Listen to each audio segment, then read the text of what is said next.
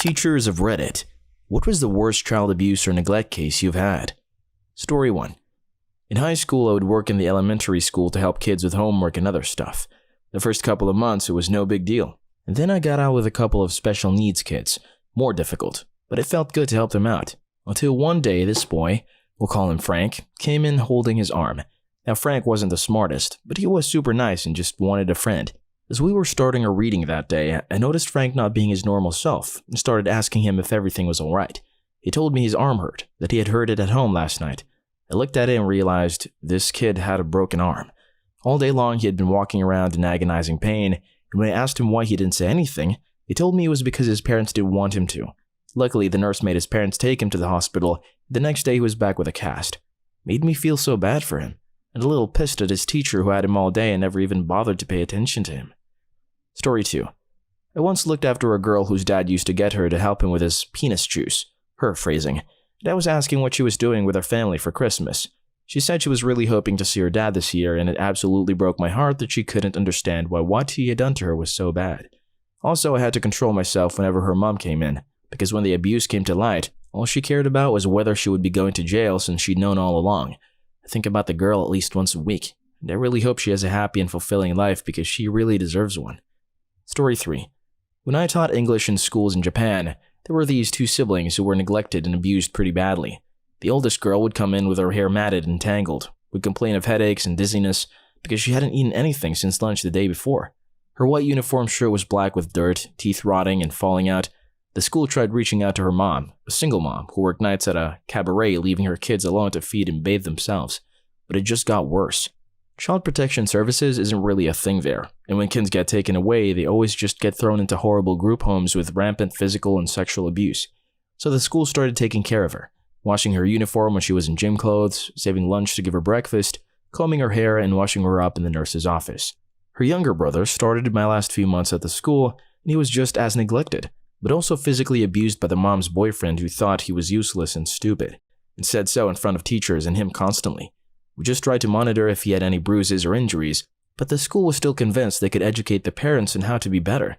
I don't know what happened to these kids, but I think about them constantly. Story 4. Reading this reminded me of a more mild but still distressing moment from my early educational career. I was a summer camp counselor at a high-end summer day camp. I was working on, or had finished, forgot the exact timeline, my degree in psychology, and one of my students was exhibiting the class signs of childhood depression. Very intelligent, extreme frustration with peers who couldn't keep up, withdrawal into books and other non-social activities, or anger, rage issues, and a few others. I told the director, who also had training in psych, and brought out concerns to his parents. They laughed in my face. I really hope he got the help he needed. Story 5. I'm a teacher now, but I've worked with kids since I was a teenager. Summer camp counseling and after-school programs, etc. I live in an area with a high immigrant population, mostly from China. We've had a lot of issues related to cultural differences in child discipline. There was a little girl who would get locked in her basement with no food or water if she was bad at school. When Child Protective Services finally got involved, the parents broke down. They didn't know that wasn't allowed in the States. That was how they had been disciplined as children. I have the little girl's younger sister in my after-school program, and it's so obvious the parents have changed. My school hosts parenting workshops in different languages now to teach about what's acceptable and what isn't. A lot of parents actually come too, which is heartening. Story 6. I took a preschool experience lab all 4 years of high school, teaching and assistant teaching 3 to 5-year-olds from the area. By my senior year, I was essentially the head teacher. That year, we had a sweet little 5-year-old boy with the oppositional defiant disorder. He only did what he wanted to and would pitch huge fits when he didn't get his way.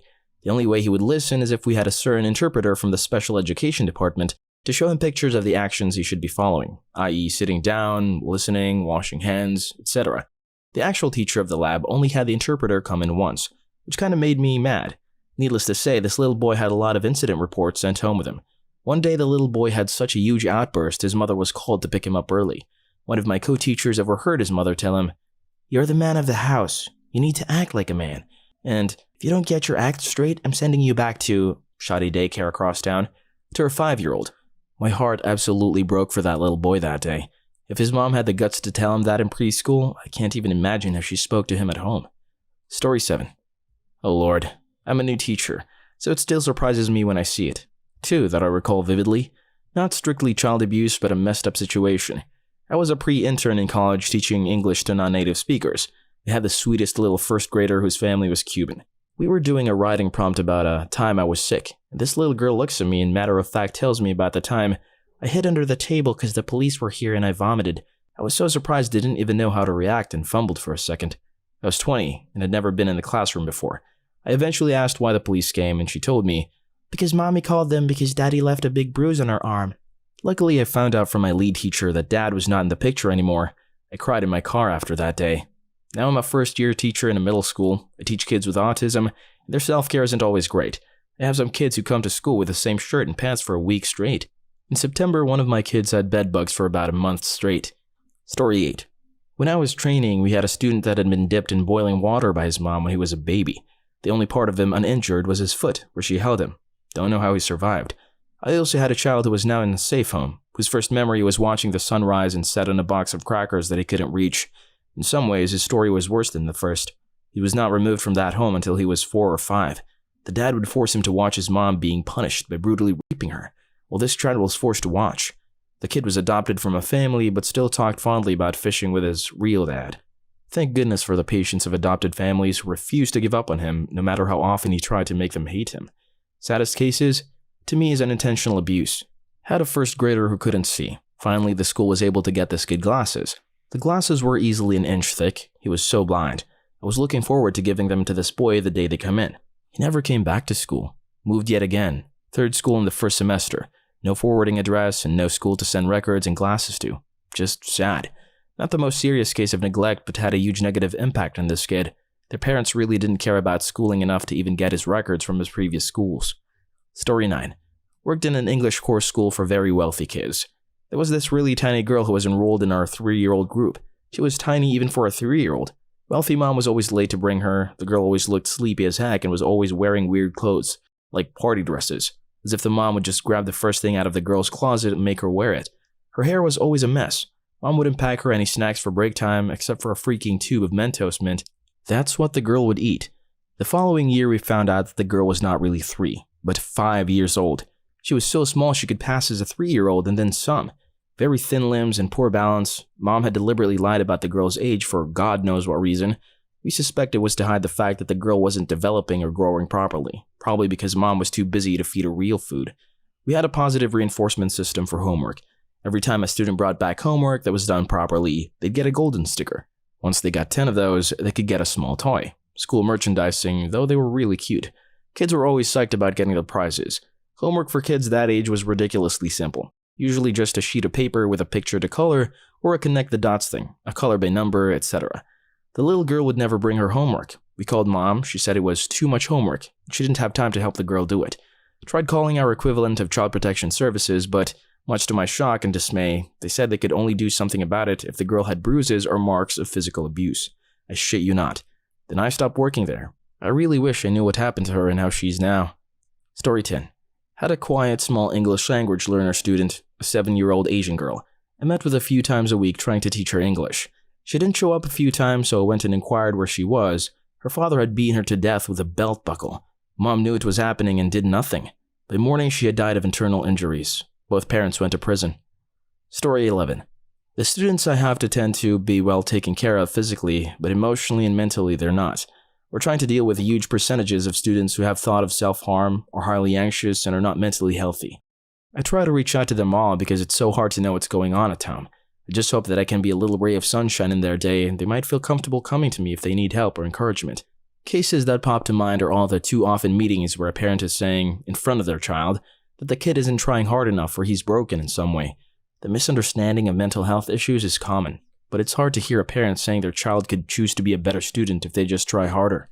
The worst, the ones that make me cry, are the kids whose parents fill out my start of the year form, and when I ask what should I know about their child or why they're proud of them, they say they aren't proud, that their kid is a disappointment, that they can't wait for them to graduate and move out.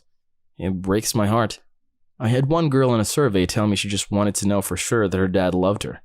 Story 12. Had a little girl who was displaying extreme signs of abuse and neglect. She was already removed from the care of her parents, and she lived with her grandmother and step-grandfather. We called CPS, Child Protection Services, on them, and weeks later we get a very angry call from the grandmother. The CPS worker came to her house and told them my name and pretty much word for word what I reported. The grandmother was demanding that I was to be fired. The principal set up a meeting with the grandparents, the board social worker, the school therapists, our classroom team, and the CPS worker. 99.9% of the time, I'm fully on board with CPS and have a lot of respect for what they do, but this worker was a complete moron. We worked things out with the grandparents, and thankfully, my principal stood by me. The grandparents left and the CPS worker said she didn't see anything worth investigating. All the people from the board were like, "What the hell is wrong with you? Do you not see all the red flags? This little girl needs help." The CPS worker said she would keep the case open, but insisted that a report would say it was resolved at a school level. A few weeks later, the step-grandfather died suddenly and the little girl was struggling. She came to school with no food, was dirty, reeked like pee, and was constantly playing with her private parts. We called CPS again and they said they closed the file and were done with the family. We had an emergency meeting again and we started to put a bunch of things in place to support her at school, giving her meals and clothes, washing her face and hair, and giving her a lot of love. The social worker for the board went to CPS and fought to get the case open again. As soon as it was opened again, Grandma moved 6 hours away with the little girl to move in with her new boyfriend. This was less than 2 months after the death of her husband. We sent all the info to the new school board and called CPS in that area, but because we were out of bounds, they won't tell us anything.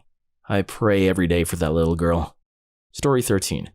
I was a counselor at a before and after school program. I had this one girl that had really bad anger problems and a not so good upbringing. Her parents were put in jail and she was put up for adoption. Her adopted family wouldn't acknowledge anything she did. We figured they just wanted her for the money they get for adopting. They would ignore any pictures she drew them. Everyone treated this girl like she was a freak because of her anger problems. One day she colored me a picture and signed it and gave it to me. I left the job, but I won't ever get rid of that picture. Story 14. This isn't necessarily the worst, but it definitely keeps me up at night. We have a family at my school that we have called CPS on numerous times. Kids are still with their parents, but we keep calling. The kids have told us, "We're not allowed to talk about home to you," when we asked about things. If that's not sketchy, I don't know what is. The kids all look malnourished. Pasty white skin, dark circles under their eyes, just hollow looking. I don't know how else to describe it. One of them never stops talking and we know it's because no one will listen to them at home. They all have behavior issues or anger problems. And we know it's because of the examples they see at home. Parents won't sign consent forms to talk to our school therapist because he's a mandatory reporter. At summer school last year, one of them asked me if they could go get a drink of water. It was the end of the day and I said, no, because parents could be there any minute, and drinking fountains weren't close by. I told her she could get a drink when she got home. They'd also just finished lunch, with juice, milk, etc. She looked at me and said, "They won't let me get a drink when I get home." I knew she wasn't lying, so I sent her. None of them are allowed to read books at home because a year or two ago, one of them colored in a book and none of the kids would admit to it. So no reading for them. This has been confirmed by parents, even. The kids are dying to read, so we assign them reading for homework so they can. One of them asked my colleague if she would up their reading minutes so they could read more at home. She obviously happily obliged. We've heard their parents pick them up by their heads and scream and swear in their faces. As soon as they got home from school, they all get locked in their rooms. On the weekend, they're locked in their rooms the majority of the time, because they usually get fed something. Nothing has been done about that by CPS. They're not allowed to use the furniture in their living room. They have to sit on the floor. Last year, we fed them all before we sent them home for the day because we were never sure if they'd get dinner. And it wasn't because the food wasn't available. It's seriously heartbreaking, and it's really sad to know we've done as much as we can, but our hands are tied. So try to make things better for the kids. We offer them every single after-school activity and program we can. We try to give them as much of a break from home as we possibly can. I still worry it's not enough. Story 15.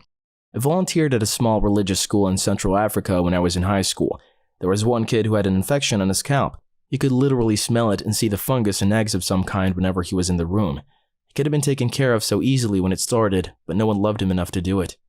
Story 16. Had a little boy who one day was crying in the bathroom. I went to assist him only to discover his rectum was bleeding profusely. He explained he didn't want to play the game with mommy before school today, and mommy made him and he got hurt.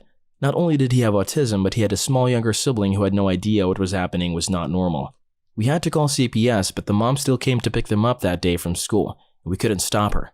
It turned out mom had been assaulting both kids and dad had no idea. That one haunts me to this day. Update. We called CPS and the police and the father that day. The police said they would look into it along with the CPS, but could not come and get the children. It ended up that the mother confessed to the father when he became watchful of her and questioned her. They obviously are divorced now and he has sole custody of both children. Story 17. I could go into so many stories. To say I'm a teacher is a bit of a stretch. I'm an educational backpacking guide for elementary school kids. It's a great program, but the kids we get are handpicked. However, we have a 4th grader who was cutting and tried to hang herself 3 times. The 5th grader had to kick and lock her mother out of the house to protect the younger sibling. The 4th grader was talking in very vivid detail about sexual acts and trying to get the other kids in the trail to act them out. The kids screamed they did not need CPS in their life and to never call them again. The reason for the call was the kid blatantly told me their mother beat them and had the scars to prove it, one of which looked like a very deep yet healed knife wound. I love my kids. They're tough as nails, and unfortunately, I know what a lot of them see, yet that's what gets a lot of kids to open up to me. There are so many more, but these are the ones I have right now.